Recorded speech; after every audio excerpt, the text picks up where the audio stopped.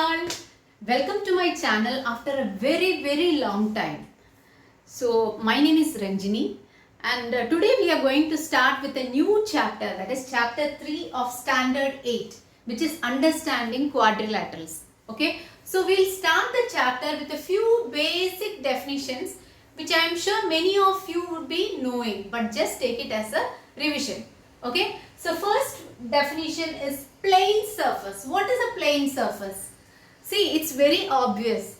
Plane surface means surface without any irregularities, like the ground you are standing on, or the whiteboard which I am writing on, or the screen of your mobile phone, or the screen of your laptop. Anything is a plane surface, right?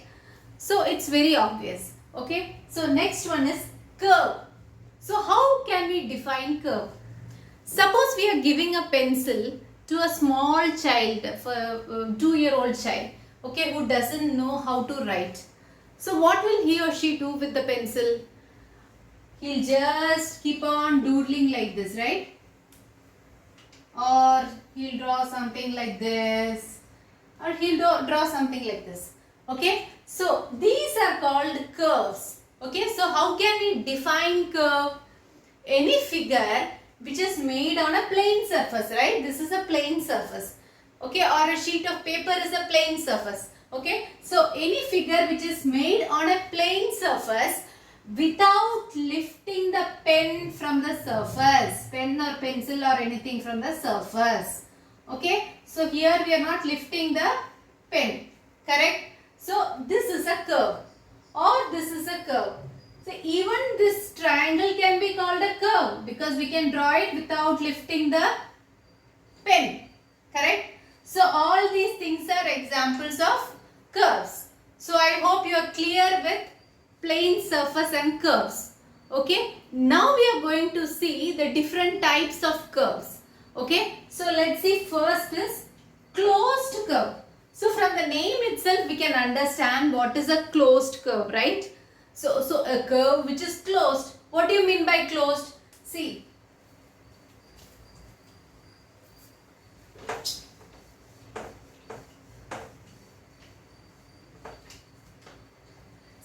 if this is a curve, consider this is a curve, okay, and consider another curve which is this, okay. So this is figure A, okay, this is figure A and this is figure B, correct? So figure A, the both endpoints of the curve are meeting at a point, right? That means that see, from outside the curve, is there any way in which we can enter the curve without cutting the curve? No, there is no way, right? So a curve which is closed like this is called a closed curve. Okay, let's take another example.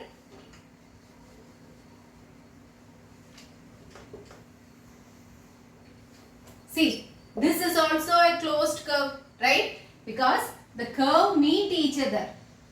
See, the one end of the curve is meeting the other end of the curve somewhere, right?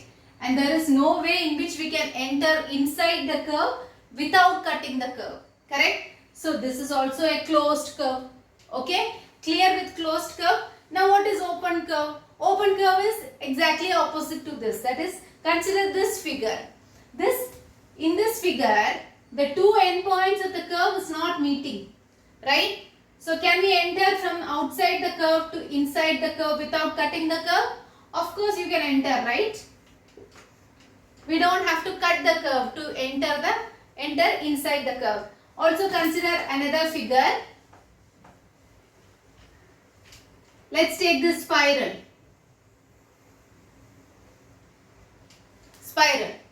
Okay. So do the endpoints meet? No, the endpoints don't meet, correct? And is there any way in which we can enter inside the curve without cutting the curve?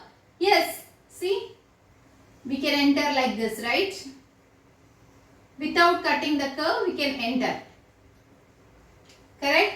So this is an open curve. Okay? with what is a curve, what is a closed curve, and what is an open curve. Closed curve means the two endpoints of the curve should meet at a point. That is a closed curve. And open curve means the endpoints don't meet. The curve will be open. Okay? So clear with this? Now we will go with the next definition. That is simple closed curve. Okay? So we know what is a closed curve, right? Closed curve, the endpoints should meet. Endpoints of the curve should meet. What is a simple closed curve? Here, simple closed curve. Okay? A simple closed curve is a closed curve. That means the endpoints of the curve meet at a point. This is a closed curve. So, when can we call this figure as a simple closed curve?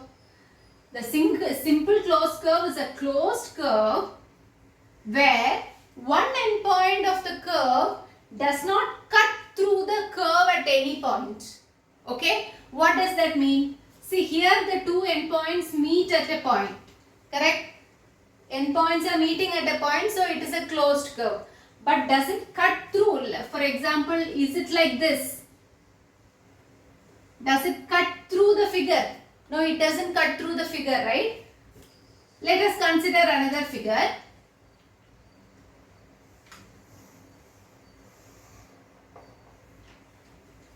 This is another closed curve, right? This is also a closed curve. But here the curve is cutting another part of the curve at one point, right? Correct? So here the curve is cutting itself at this point. Okay? So it is not a simple closed curve. Okay? That means that in simple closed curve, there should not be an X formation, or one end of the curve should not pass through the curve. Okay? So if it is like that, it is a simple closed curve. Okay? So this is figure A. It is simple closed curve.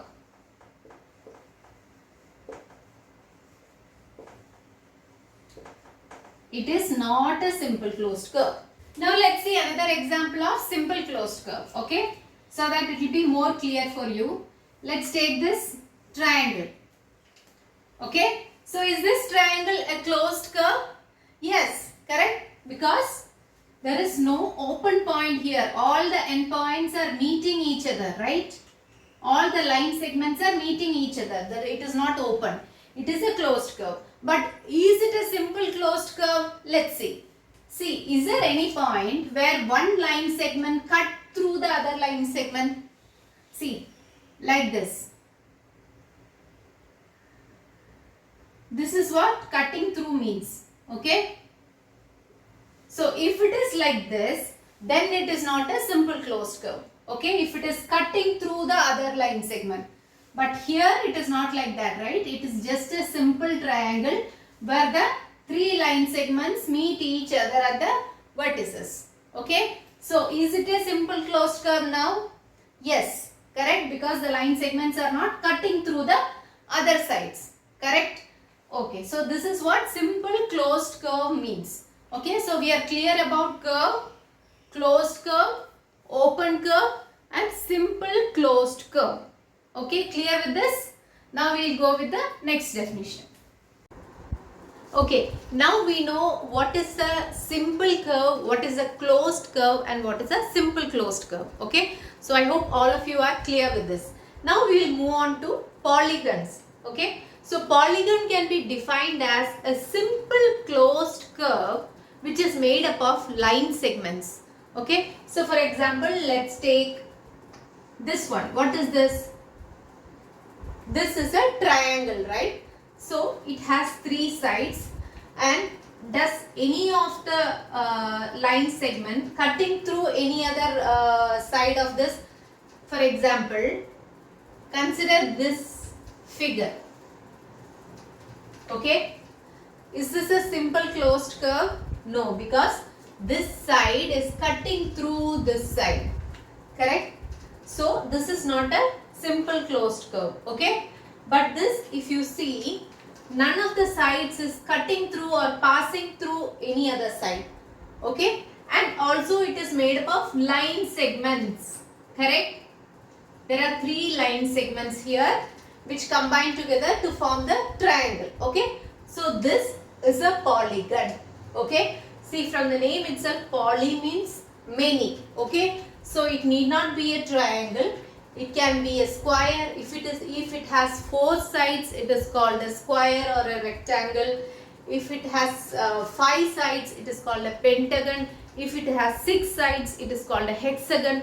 So all these things are polygons. Poly means many. Okay, so clear with polygons. Okay, now what do you call these points?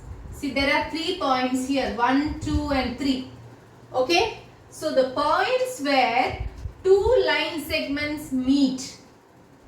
Okay, the point where 2 line segments meet is called a vertex. Okay, so this triangle has 3 vertices. Plural of vertexes, vertices. Okay, so triangle has how many vertices? 3 vertices. Okay, now the line segment joining 2 vertices is called a side. Okay, so first is vertex, which is a corner, and the line segment which is joining 2 adjacent vertices is called a side. Okay, so clear with this much. Okay, now we will move on to different types of polygons. Okay. Okay, now let's see the classifications of a polygon. Okay, so we have 2 classifications here. First one is convex polygon and concave polygon. Okay, just like you see, you would have heard of convex mirror and concave mirror, right? So similarly, in a polygon, you have convex polygon and concave polygon. And the other classification is regular and irregular polygon. Okay, so first see what is convex polygon and concave polygon. Okay, so let's take this polygon as an example.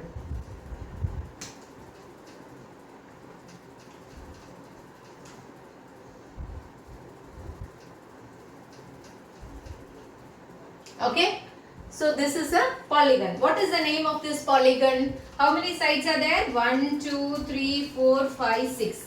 Okay, so what do you call a polygon with 6 sides? Hexagon. Okay, so this is a hexagon. Okay, so what is a convex polygon? See, these are the vertices which I have already told you. 1. So how many vertices are there? 1, 2, 3, 4, 5 and 6 vertices are there for this hexagon, right?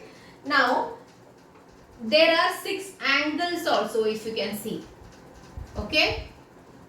So, these are the 6 angles which are formed inside the polygon. Correct? So, for a polygon to be convex polygon, all these angles 1, 2, 3, 4, 5, 6, all the angles inside the polygon should be less than 180 degrees. Okay, so when do we call a polygon to be a convex polygon? If all the angles which are inside the polygon, you should not see the angles which are outside. Okay, so if all the angles inside the polygon are less than 180 degrees, the polygon is called a convex polygon. So clear with this? Okay, now let's see concave polygon. What is a concave polygon? Now,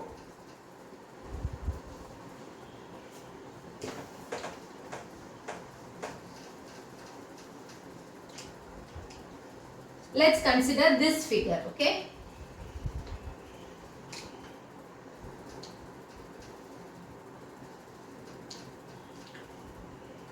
This is also a polygon, right?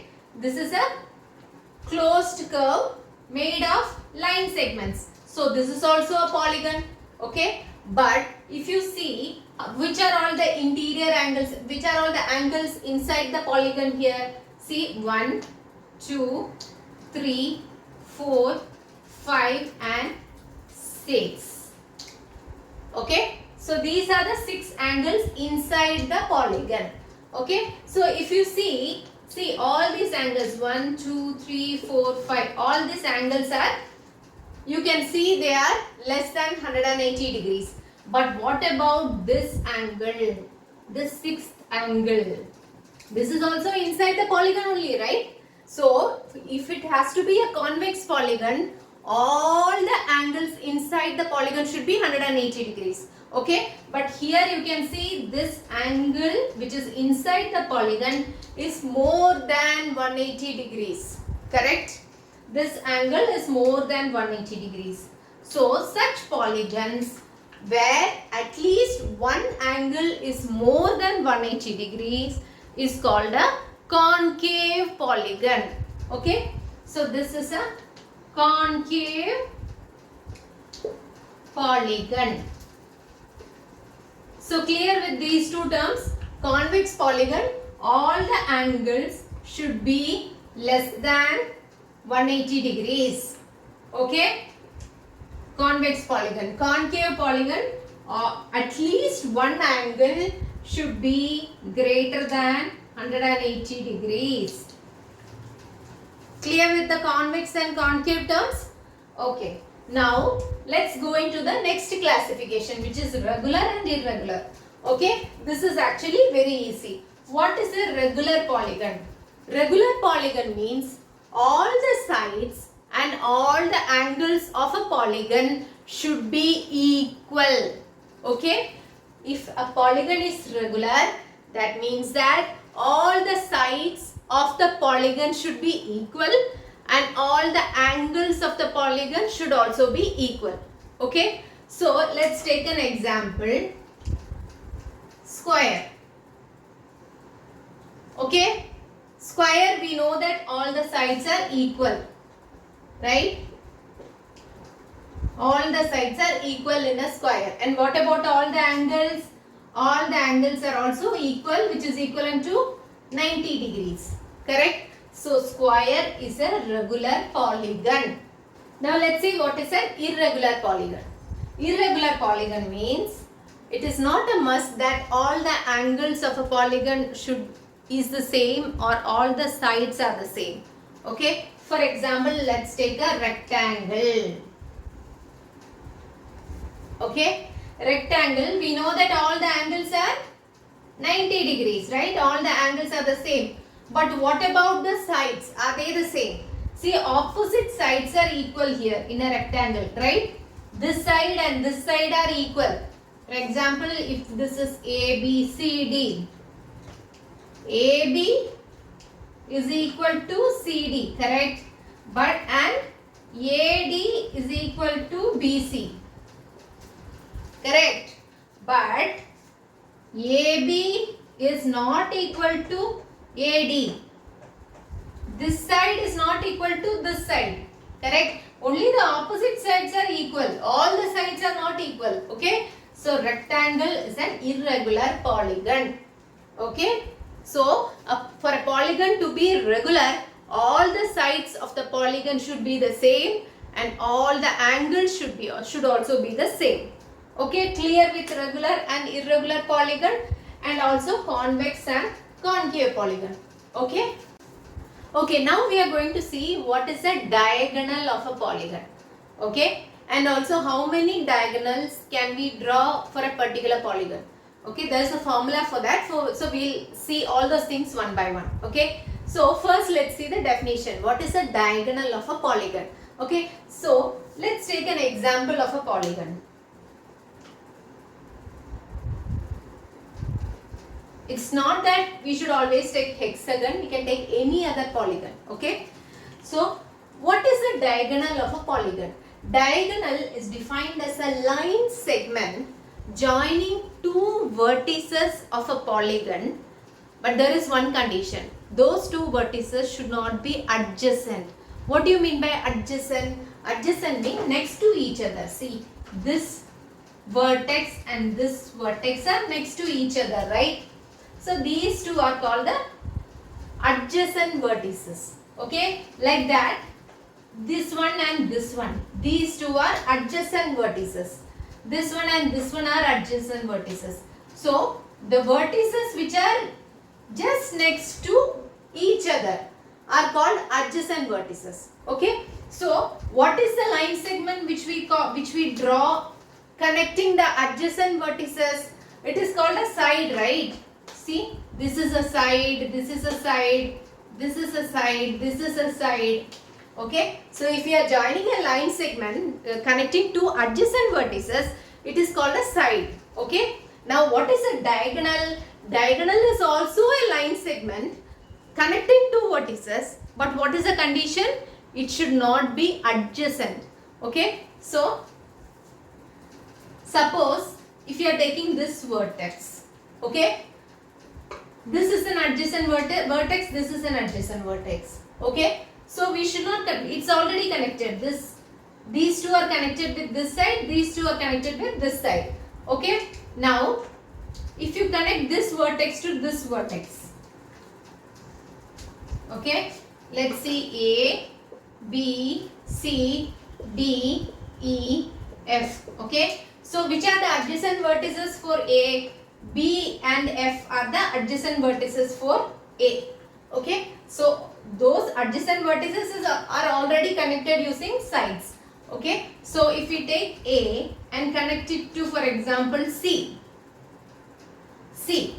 Okay. C is not an adjacent vertex to A. Okay. So this line segment is called a diagonal of this polygon.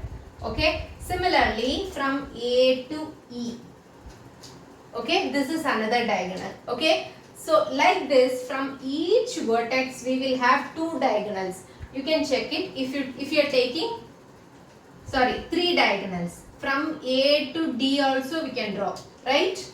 Similarly, from F to B we can draw, F to C we can draw, F to D we can draw. Okay, like that from each vertex we can draw three diagonals. Okay, now there is a formula for finding out the number of diagonals if the number of sides of the polygon is given. Okay, so we have to learn that formula. Okay, so number of diagonals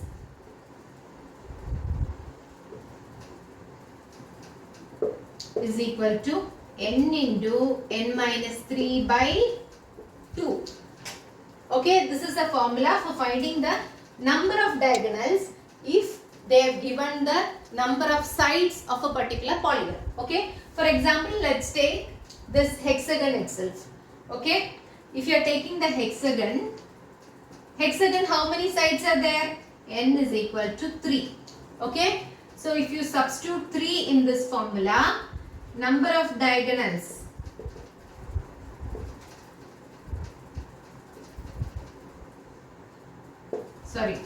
hexagon n is equal to 6. Okay, so if you substitute 6 in this formula, number of diagonals is equal to 6 into 6 minus 3 by 2. Okay, see here n is the number of sides. Okay, so is equal to 6 into, what is 6 minus 3? 3 by 2, which is equal to 18 by 2, which is equal to 9. Okay, so there are 9 diagonals for this hexagon. Okay, let's try. 1 from A, 1, 2, 3. Okay, from F, 1, 2, 3. Okay, so 1, 2, 3, 4, 5, 6. Okay, now if you are taking E to A is already connected, right? So E to B, E to C. Okay, so 7 and 8. Okay, so if you are taking D, two diagonals have already been connected. So D to B, which is 9. Okay, so there are 9 diagonals for this hexagon. Okay, let's take a simpler example. Okay, to make it more clear. Let's take a square. Okay, so if you are taking a triangle, can there be any diagonal for a triangle? No, correct, because all the sides are adjacent sides. Sorry, all the vertices are adjacent vertices, so there is no diagonal. Okay, so let's take a square. Okay, just to make it easy for you. Okay, so let us call A, B, C, D. Okay, so how many sides are there for a square? 4 sides, right? So n is equal to what? N is equal to 4. Okay, so number of diagonals is 4 into 4 minus 3 by 2. Okay, which is equivalent to 4 into 4 minus 3 is 1 by 2, which is equivalent to 4 by 2 is 2. Let's see if there are only 2 diagonals for this square. Okay, so if you are taking this point C, how many diagonals are there? C to B, 1 diagonal. Okay, if you are taking this point D, 1 diagonal, so 1, 2. So A and B is already connected, right? So how many diagonals are there? 1, 2. 2 diagonals are there for square, which we got it as per the formula also. Okay? Okay. So let's move on to our next topic.